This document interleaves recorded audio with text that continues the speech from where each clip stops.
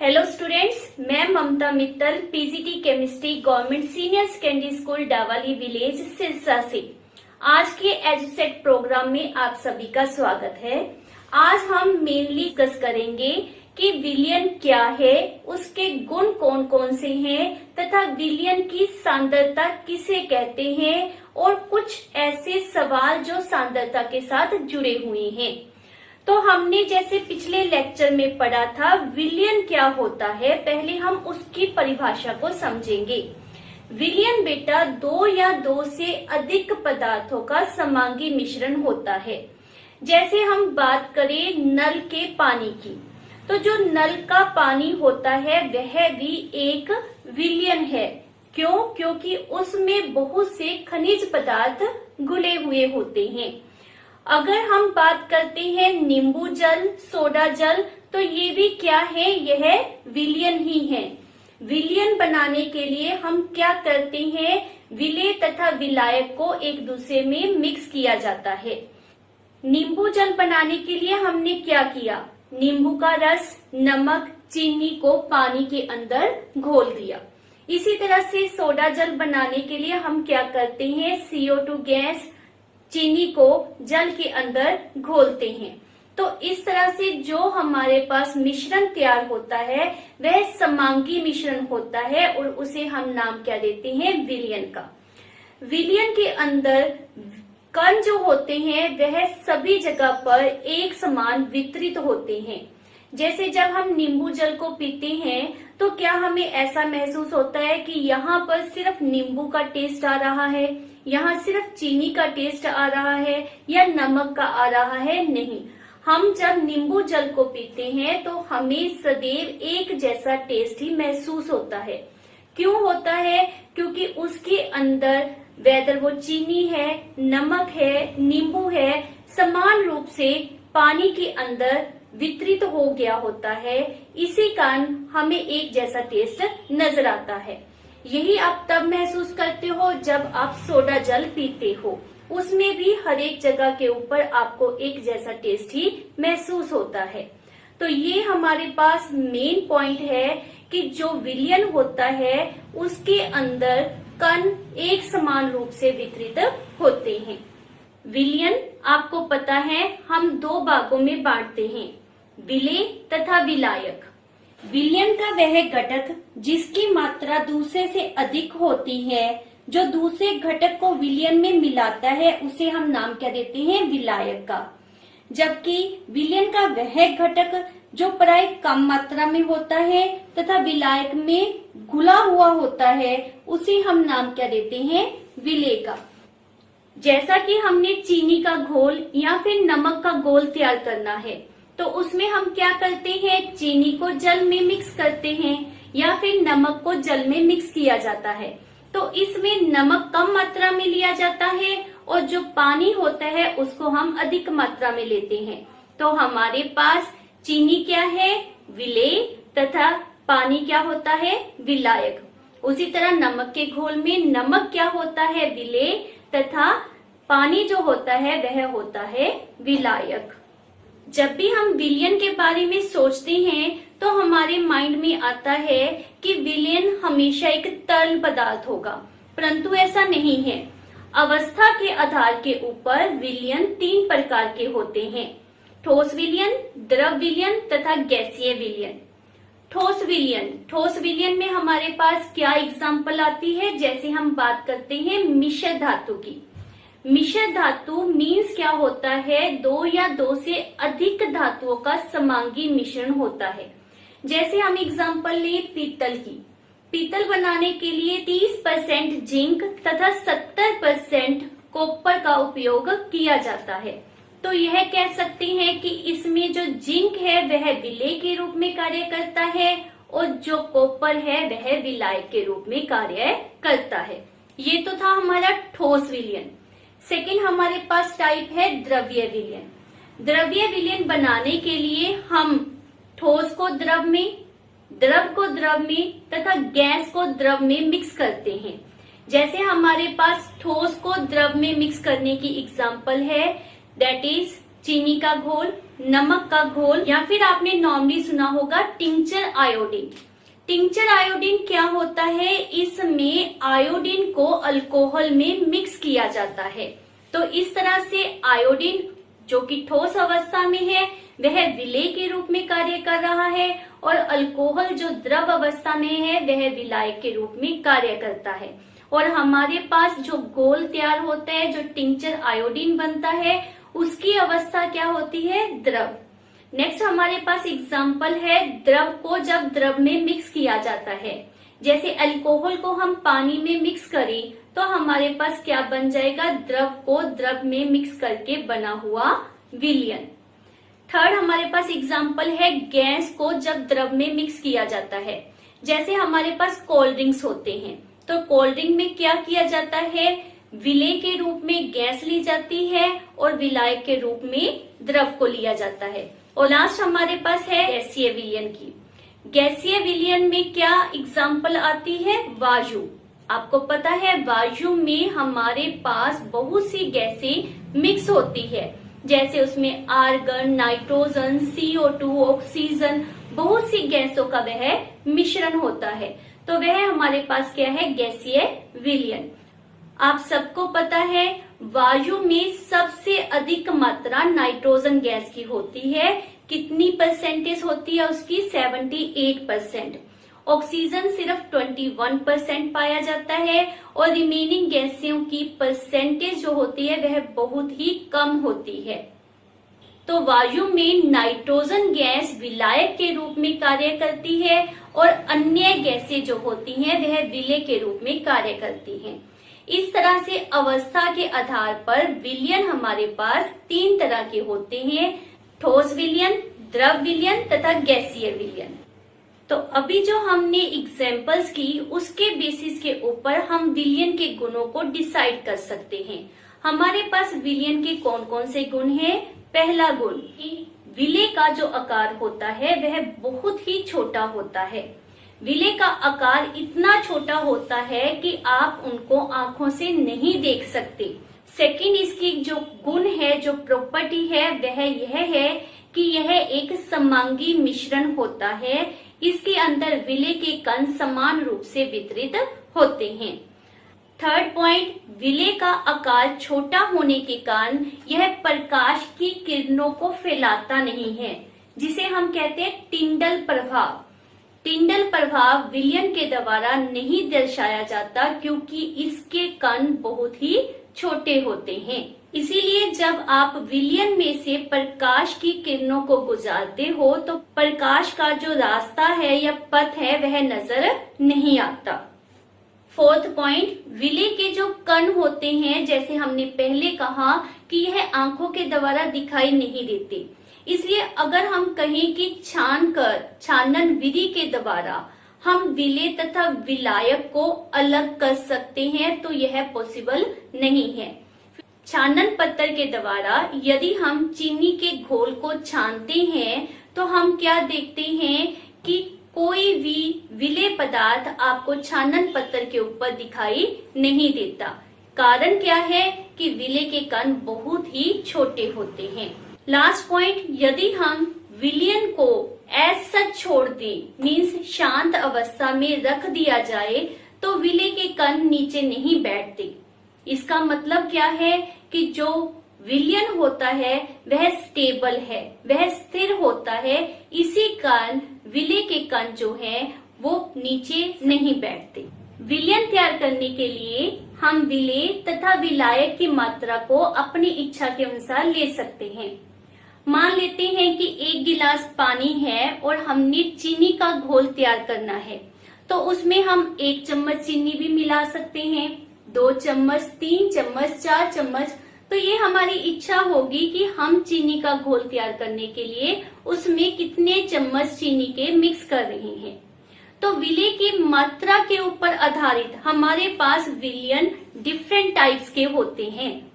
जैसे कि first one है हमारे पास तनु विलयन। तनु विलयन कब तैयार होता है? जब मान लेते हैं हमारे पास 1 गिलास पानी के अंदर चीनी की बहुत ही कम मात्रा मिक्स की जाए। या कोई अन्य विलेय उसकी बहुत ही कम मात्रा मिक्स की जाए। मान लेते हैं हमने 1 चम्मच चीनी को इस गिलास में मिक्स किया है, तो अब हमारे पास विलेय बहुत कम मात्रा में है, इसलिए हम इस विलयन को नाम क्या देंगे, तनु विलयन का। और यदि 1 गिलास पानी, उसके अंदर जो हम चीनी मिक्स कर रहे हैं उसकी मात्रा बहुत अधिक हो, मान लेते हैं इसमें मैंने 4 या 5 चम्मच चीनी के मिक्स किए हैं, तो हमारे पास जो विलयन तैयार होगा, क्योंकि इसमें अब क्या कह रहे हैं, विलेय बहुत अधिक मात्रा में है, 4 चम्मच 5 चम्मच या इससे अधिक, क्लियर। तो हमारे पास जब विलेय अधिक मात्रा में होता है तो उसे नाम दिया जाता है सांद्र विलयन का। थर्ड टाइप है संतृप्त विलयन की।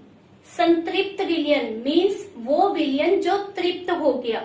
कहने का भाव क्या है कि उसमें विलेय पदार्थ को घोलने की क्षमता जो है वो समाप्त हो जाएगी, वह और अधिक विलेय को अपने अंदर नहीं समा सकता, वह उसको घोलना बंद कर देगा।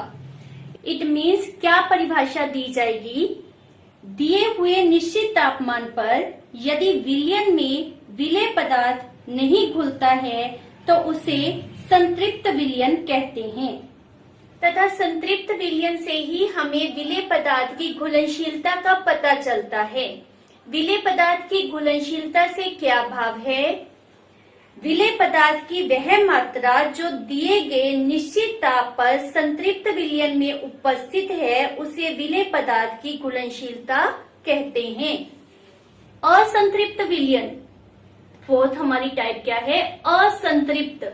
इट मीन्स क्या होगा, संतृप्त से ऑपोजिट, जिसमें विलेय पदार्थ घोलने की क्षमता होती है। जैसे अभी हमने बात की तनु विलयन की, तो तनु विलयन में अभी कैपेसिटी है, अभी क्षमता है कि वो विलेय को अधिक मात्रा में अपने अंदर घोल सकता है।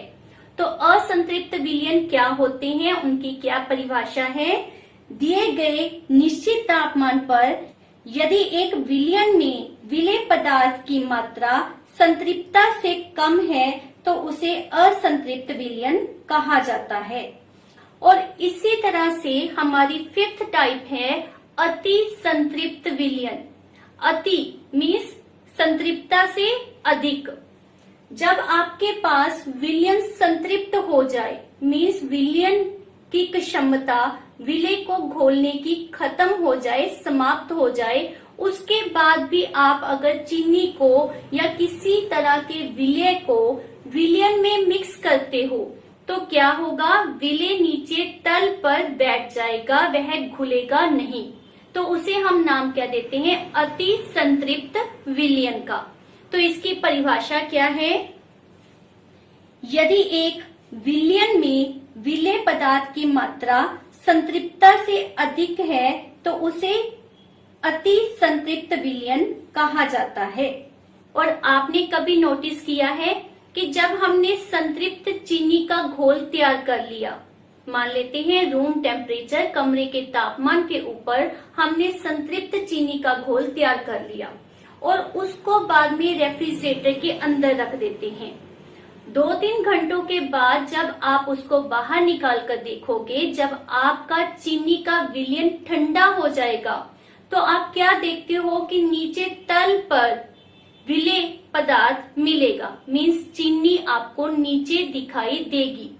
तो यह चीनी कहाँ से आई, जब आप तापमान को बदलते हो तो विलयन की क्षमता में बदलाव आता है। ठंडा करने पर विलेय की क्षमता कम हो गई, इसी कारण हमें विलयन के अंदर चीनी नजर आती है। तो यहाँ पर तापमान एक बहुत ही डिसाइडिंग फैक्टर होता है जो डिसाइड करता है कि घोल संतृप्त होगा या फिर असंतृप्त। इसीलिए जब आपने परिभाषा देनी है तो तापमान को जरूर मेंशन करना है। नेक्स्ट है हमारे पास विलयन की सांद्रता। विलयन की सांद्रता से क्या अभिप्राय है, की मात्रा में घुले हुए विलेय पदार्थ की मात्रा को विलयन की सांद्रता कहते हैं। इस सांद्रता में आप विलयन या विलेय को द्रव्यमान या आयतन किसी भी रूप में ले सकते हैं। तो हमारे पास सांद्रता को दर्शाने के लिए बहुत सी विधियां हैं, लेकिन हमारे 9th सिलेबस में हम सिर्फ 3 विधियों को ही मेंशन कर रहे हैं और यह तीनों विधियां प्रतिशत के ऊपर आधारित हैं। तो ये कौन सी विधियां हैं, उनको हम 1 बाय 1 डिस्कस कर रहे हैं। सबसे पहले है द्रव्यमान अपॉन विलयन के द्रव्यमान प्रतिशत। इट मीन्स हमने क्या करना है, विलेय पदार्थ का द्रव्यमान वटा विलयन का द्रव्यमान गुना 100। प्रतिशत जब भी हम निकालते हैं तो हम क्या करते होते हैं, गुना 100 के साथ। तो इसीलिए हमने गुना 100 हर एक मेथड में देना है, क्योंकि हमारे तीनों ही मेथड किसके हैं, प्रतिशत के। हमारे पास यहाँ पर क्या मेंशन किया गया है, विलेय का द्रव्यमान और अपॉन में विलयन का द्रव्यमान। तो यहाँ पर द्रव्यमान या भार या इंग्लिश में उसे हम नाम क्या देते हैं, वेट। इसीलिए यहाँ पर हम इसे W अपॉन W भी लिख सकते हैं। मीन्स विलेय का वेट अपॉन विलयन का वेट, W वटा W। इस तरह से भी इसको दर्शाया जाता है। आप ये भी कह सकते हो भार वटा भार। दूसरा हमारा मेथड है द्रव्यमान वटा विलयन के आयतन प्रतिशत। तो इसमें क्या होगा, विलेय पदार्थ का द्रव्यमान वटा विलयन का आयतन, क्योंकि हमने यहाँ पर किसकी बात की है, आयतन की, गुना 100, जो आपको मैंने पहले भी बताया प्रतिशत के लिए हमने लिखना होता है। तो जब भी आप प्रतिशत की बात करते हो तो 100 गुना में जरूर आएगा। तो यहाँ पर हमारे पास द्रव्यमान अपॉन में आयतन है, तो इसे हम नाम क्या देते हैं, W अपॉन V। यहाँ पर V किसके लिए यूज किया, आयतन के लिए, क्योंकि आयतन को इंग्लिश में हम नाम क्या देते हैं, वॉल्यूम का, या आप कह सकते हो भार अपॉन में आयतन। ये हमारी जो दोनों मेथड हैं, इसका नॉर्मली उपयोग तब किया जाता है जब विलेय आपके पास ठोस अवस्था में होता है। इसीलिए हम विलेय को द्रव्यमान से रिप्रेजेंट करते हैं। थर्ड हमारा मेथड है आयतन अपॉन विलयन के आयतन प्रतिशत। तो इसमें क्या होगा, विलेय पदार्थ का आयतन अपॉन विलयन का आयतन गुना 100 गुना 100। तो हमारे पास इसमें क्या दिया गया है, विलेय का आयतन। और विलेय का आयतन हम कब लेते हैं, जब आपके पास विलेय पदार्थ द्रव अवस्था में दिया होता है, तब हम उसका आयतन लेते हैं। तो इसको हम किस तरह से दिखा सकते हैं, V अपॉन V मीन्स आयतन अपॉन आयतन में। इन तीनों ही मेथड्स में आपने प्रतिशत को उपयोग में लिया है। तो जब भी इस तरह से आप सांद्रता कैलकुलेट करते हो तो आंसर में आपने प्रतिशत का निशान जरूर लगाना है। हमारे पास द्रव्यमान के लिए नॉर्मली किस तरह की इकाई का उपयोग करते हैं, ग्राम या फिर किलोग्राम। और उसी तरह से ही आयतन को दर्शाने के लिए litre, millilitre, metre cube, centimetre cube, इस तरह की इकाइयों का नॉर्मली प्रयोग किया जाता है। जब आप किसी भी तरह का सवाल इनसे जुड़ा हुआ करते हो तो उसमें टेम्परेचर नॉर्मली मेंशन किया गया होता है। वह इसलिए करते हैं क्योंकि हम जब भी सांद्रता कैलकुलेट करते हैं वह एक निश्चित तापमान के ऊपर ही कैलकुलेट की जाती है। लेकिन जो हमारा फार्मूला है उसमें आप देख रहे हो कि कहीं पर भी तापमान का उपयोग नहीं होता। तो उस वैल्यू को आपने सवाल में सिर्फ रीड करना होता है, उसको अपने फार्मूले में कहीं पर भी यूज नहीं करना है। तो अब हम करते हैं इसके साथ जुड़े हुए सवाल। तो चलते हैं पहले प्रश्न की तरफ। और हमारे पहले प्रश्न में क्या दिया गया है, सोडियम क्लोराइड के 36 ग्राम को 293 केल्विन तापमान पर 100 ग्राम जल में घोलकर संतृप्त घोल तैयार किया गया है। इसकी सांद्रता ज्ञात कीजिए। तो हमारे इस सवाल में हमें सोडियम क्लोराइड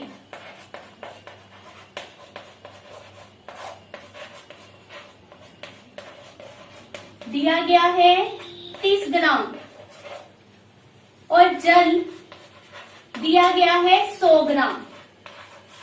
तापमान आपको एक फिक्स दिया हुआ है, उसकी हमें जैसा कि अभी आपने देखा सांद्रता कैलकुलेट करने में जरूरत नहीं होती, क्योंकि हमने कहा था कि एक निश्चित तापमान के ऊपर ही सांद्रता को कैलकुलेट किया जाता है, इसीलिए आपको तापमान यहाँ पर दिया गया है। तो इसमें आपके पास सोडियम क्लोराइड क्या है, विलेय, और जल हमारे पास क्या होता है, विलायक। परंतु हमारे पास जो हमारी सांद्रता के फार्मूले है उसमें बटे में अपॉन में किसे लिखना है, विलियन को। तो हमें चाहिए विलियन।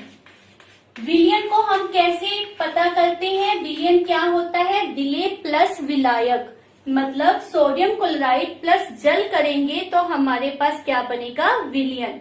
तो इसलिए हम विलायक प्लस विलेय जोड़ देंगे तो हमारे पास क्या आ गया,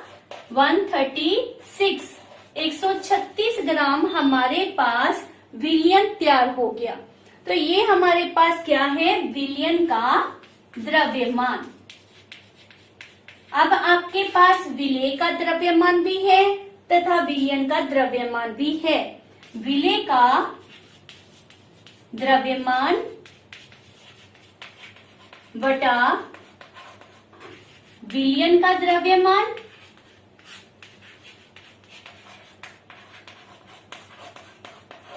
गुना 100। तो विलेय जो सोडियम क्लोराइड है उसका द्रव्यमान हमारे पास 36 दिया गया है। विलियन का द्रव्यमान अभी हमने निकाला, कितना आ गया, 136 गुना 100। और आप इसको जब सॉल्व करोगे, इसको सॉल्व करना बिल्कुल आसान है। आपके पास यहाँ पर कितना आ गया, 18, और इसी तरह से ये भी 2 के टेबल के ऊपर जा रहा है। ये हमारे पास कितना आ गया, 68। अगेन 2 के टेबल पर ये आपके पास 9 आ जाएगा और ये आ जाएगा 34। तो ये आपके पास आ गया 900/34। और इसको जब आप एक दूसरे से डिवाइड करोगे तो आपके पास कितना आ जाएगा, 26.47%, 26.47%, जो आप इजीली निकाल कर देख सकते हो। तो इस तरह से इसके सवाल किए जाते हैं। आपसे प्रश्न इस तरह से भी पूछ सकते हैं जिसमें आपके पास पहले से ही सांद्रता दी गई हो तथा विलायक के बारे में पूछा जाए।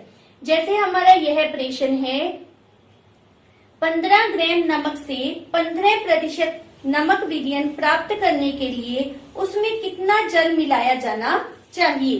तो इस प्रश्न को हम कैसे करेंगे, तो इस सवाल में हमारे पास विलयन की सांद्रता पहले से दी हुई है। तो विलयन की सांद्रता हमारे पास कितनी दी है, 15%। नमक वो क्या है हमारा, विलेय। तो विलेय की मात्रा या विलेय का द्रव्यमान हमारे पास कितना दिया गया है, 15 ग्राम। हमारे पास विलयन बनाने के लिए क्या चाहिए होता है, विलेय तथा विलायक। विलायक हमें पता करने को कहा गया है। जैसा कि पता है आपको, जल जो होता है वह यूनिवर्सल सॉल्वेंट है, मतलब वह विलायक के रूप में ही उपयोग किया जाता है। यहाँ पर आपके पास विलायक नहीं दिया गया तो हम मान लेते हैं कि जो विलायक का द्रव्यमान है वह कितना है, x। ये हमने मान लिया। तो विलयन आपके पास कितना आ गया, विलयन का द्रव्यमान हमारे पास कितना आ जाएगा, विलेय प्लस विलायक। तो हमारे पास कितना आ गया, 15 + x। अब हमारा वही फार्मूला सांद्रता को पता करने का, विलेय का द्रव्यमान बटा विलयन का द्रव्यमान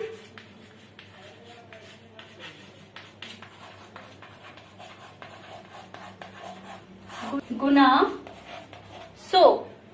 तो ये हमारे पास दिया गया है 15, यह भी 15 दिया है हमें, और यह हमारे पास कितना आ गया 15 प्लस x गुना 100।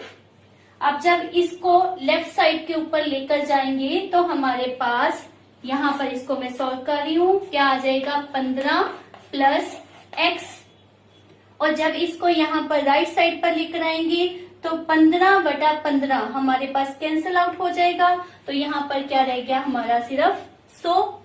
x हमारे पास कितना आ जाएगा 100 माइनस 15, तो x हमारे पास कितना आ गया 85 ग्राम। 85 ग्राम। तो ये हमारे पास क्या है विलायक का द्रव्यमान। तो इसी तरह से बेटा आप किसी भी तरह से ये सवाल आपको आ जाए आप आसानी से कर सकते हो।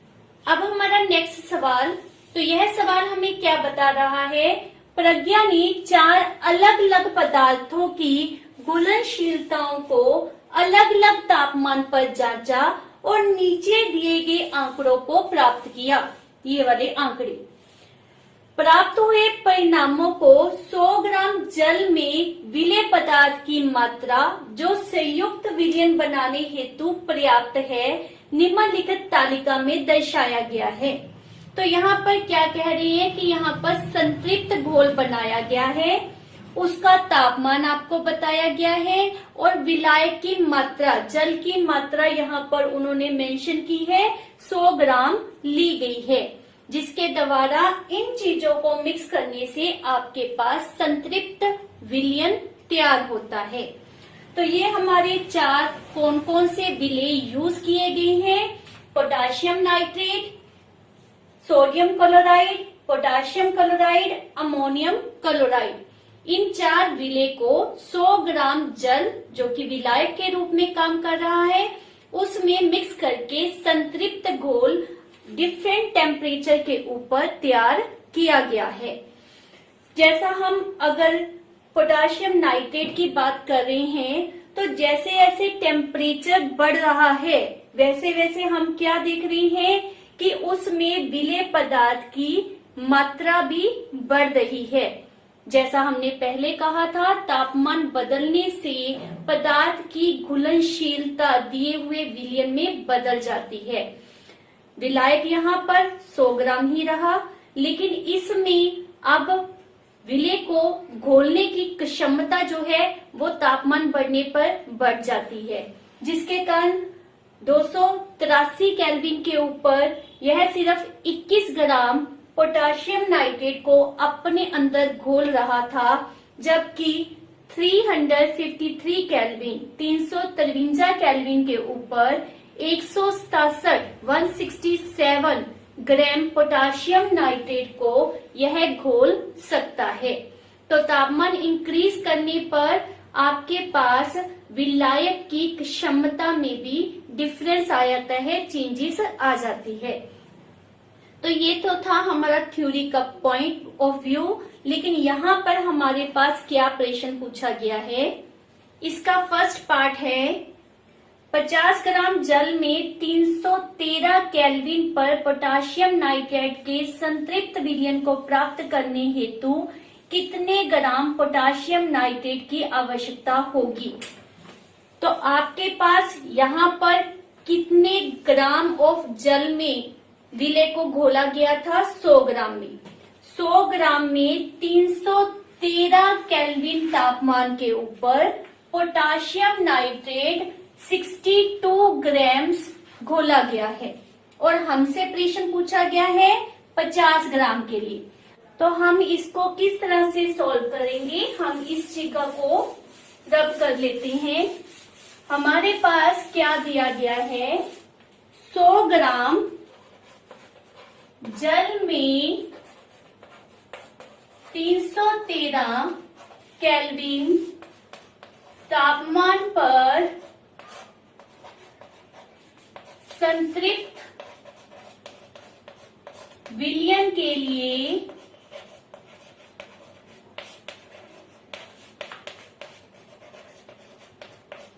KNO3 कितना चाहिए? 62 ग्राम्स। क्लियर? और प्रेषण हमारे पास 50 ग्राम के लिए किया गया है। तो उसके लिए हम कैसे करेंगे? 62 अपॉन में 100 और गुना में 50। तो ये हमारे पास कितना आ जाएगा? 31 ग्राम्स। हमारा दूसरा प्रेषण है प्रज्ञा 353 केल्विन पर पोटाशियम क्लोराइड का संतृप्त विलयन तैयार करती है और विलयन को कमरे के तापमान पर ठंडा होने के लिए छोड़ देती है। जब विलयन ठंडा होगा तो क्या अवलोकित करेगी? स्पष्ट करिए। तो जैसा हमने अभी देखा था, जैसे जैसे तापमान बढ़ता है विलेय पदार्थ की घुलनशीलता बढ़ती जाती है। लेकिन यहाँ प्रज्ञा ने क्या किया है? तापमान को कम किया है। तो यदि तापमान को कम करेंगे तो घुलनशीलता कम हो जाएगी, जिसके कारण हमारे पास पोटाशियम क्लोराइड, प्रेषण हमारा पोटाशियम क्लोराइड के लिए है। तो पोटाशियम क्लोराइड का क्या होगा? क्रिस्टलीकरण, वह आपको तल पर दिखाई देना शुरू हो जाएगा। तो हमने इसमें क्या लिखना है कि हमारे पास पोटाशियम क्लोराइड के क्रिस्टल बनने शुरू हो जाएंगे। थर्ड हमारा प्रेषण है 293 केल्विन पर प्रत्येक लवण की घुलनशीलता का परिकलन करें। इस तापमान पर कौन सा लवण सबसे अधिक घुलनशील होगा? तो यहाँ पर हमारे पास जैसा हमने पहले किया था, घुलनशीलता के बारे में पूछा गया है और हमने इन सभी पदार्थों की घुलनशीलता बतानी है। तो इसके लिए हम क्या करेंगे? तो जैसा कि सबसे पहले आपने तापमान देखना है, हमने किस तापमान पर जांच करनी है? 293 केल्विन पर। तो सबसे पहले हम कर रहे हैं घुलनशीलता की जांच पोटाशियम नाइट्रेट के लिए। तो 100 ग्राम जल में potassium nitrate, clear? Potassium nitrate means KNO3 की घुलनशीलता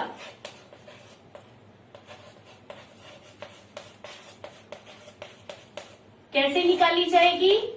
हमारे पास कितना दिया गया है? 32 ग्राम। कितने में डिसॉल्व हो रहा है? 100 ग्राम में, गुना 100। तो इससे हमारे पास क्या आंसर आ गया? 32 ग्राम। ये हमारे पास पोटाशियम नाइट्रेट की घुलनशीलता है। इसके बाद हमारे पास कैलकुलेट कर रहे हैं 100 ग्राम जल में सोडियम क्लोराइड की घुलनशीलता। तो हमारे पास वो कितनी दी गई है? 36। तो इसको भी हमने उसी तरीके से सॉल्व करना है। हमारे पास कितना आ गया? ये 36 ग्राम। नेक्स्ट है हमारे पास potassium chloride, potassium chloride KCl। उसके लिए हमारे पास कितना दिया गया है? 35। तो इसको भी हम इसी तरीके से करेंगे और हमारे पास घुलनशीलता कितनी आ गई? 35 ग्राम। लास्ट है हमारे पास अमोनिया क्लोराइड, अमोनिया क्लोराइड। उसकी हमारे पास कितनी वैल्यू दी गई है? 37। तो उसको भी इसी तरीके से हमने करना है और ये हमारे पास उसकी घुलनशीलता आ जाएगी। तो इस तरह से आपने घुलनशीलता कैलकुलेट करनी। फोर्थ हमारा प्रेषण है तापमान के परिवर्तन में लवण की घुलनशीलता पर क्या प्रभाव पड़ता है। तो जैसे हमने तालिका में पहले भी चेक किया है कि जैसे जैसे तापमान को इंक्रीज करते हैं, बढ़ाया जाता है, घुलनशीलता बढ़ती जाती है। तो इसका मतलब क्या है, घुलनशीलता इन सब के लिए, इन चारों पदार्थों के लिए घुलनशीलता तापमान के समान अनुपाती है। मीन्स यदि तापमान को बढ़ाया जाएगा तो घुलनशीलता भी बढ़ती जाएगी। तो आपके पास इस तरह का कोई भी प्रश्न आ जाए, आप इजीली उसको कर सकते हैं। ये नहीं सोचना कि ये क्वेश्चन बहुत लेंथी दे दिया, इसमें तालिका दी गई है तो हम नहीं कर सकते। ये अगर आपने फार्मूले अच्छी तरह से किए हैं तो आपके लिए इनको करना बहुत ही आसान होगा। तो आपने इन सभी के जो सूत्र हमने किए थे, फार्मूले किए थे, उनको अच्छी तरह से लर्न करना है। Thank you for watching my video.